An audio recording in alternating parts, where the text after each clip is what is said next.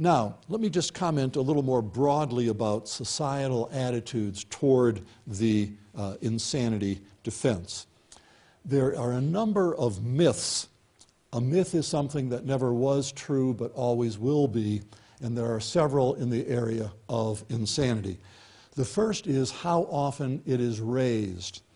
The public believes it is raised 40 times more often than it is. It's actually raised in 0.9, less than 1% of felonies, and the jury perceived it, the public perceived it as being raised in 37% of felony trials.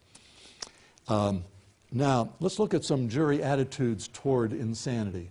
Only 1/3 believe it is wrong to punish the insane.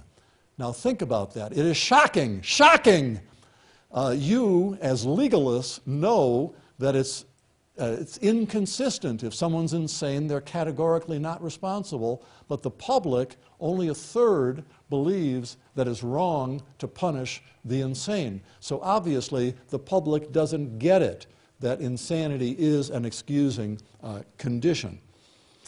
And the public also not only pays attention to what happens at the moment of the killing, but they pay attention to events preceding a killing. So if a schizophrenic patient went off their antipsychotics, that is very important to jurors. They brought it on themselves.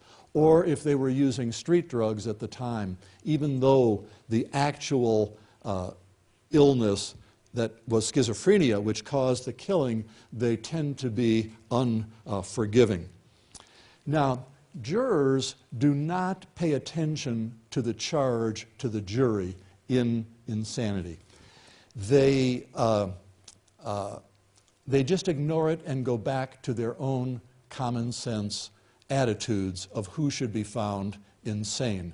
This is true in multiple research with mock juries, and after the Hinckley verdict in 1981, a study was done, and of the 10 states that narrowed their insanity defense by eliminating the inability to refrain arm, there was no statistical difference in the number of insanity verdicts granted.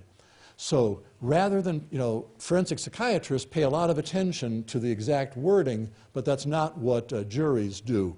So they tend to use their own perceptions. Now, some interesting research has been done. For example, in reality, 85% of insanity acquittees are sent to psychiatric hospitals. Another 13 or 14% are put on conditional release with some oversight. But the public perception is that only half of insanity acquittees end up in the hospital and others go scot-free. And the public is very concerned about insanity acquittees loosed on the public, being dangerous, and killing a second time. Now, another myth is that if people succeed with insanity, they beat the rap. In reality, there are a couple of studies showing that persons found not guilty by reason of insanity spend longer in a hospital than they would have spent in prison if they'd been convicted. In California, one study shows it's twice as long. For a misdemeanor, it's 9 times as long. So it's only a stupid attorney who raises an insanity defense in a misdemeanor case in terms of protecting the freedom of their client. Now,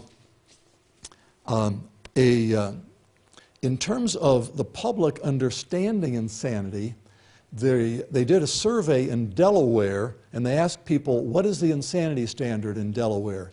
And out of 434 persons asked that question, only one was close to correct.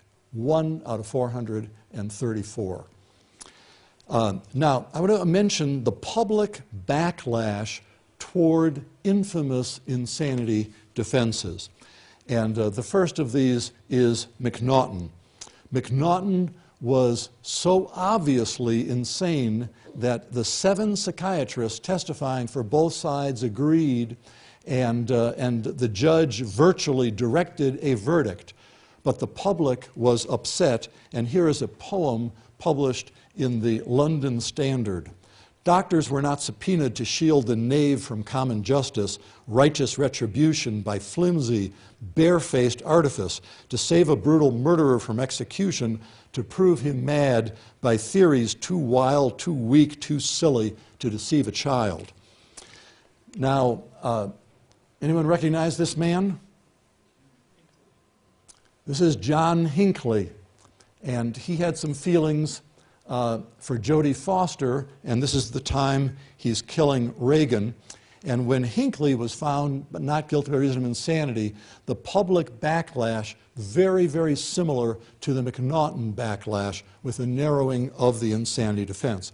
Here's one example of a quote, and there were hundreds of these. "It's about time we face the truth that the insanity defense is mostly last-gasp legal maneuvering, often hoaxes in cases where a person has obviously done something terrible."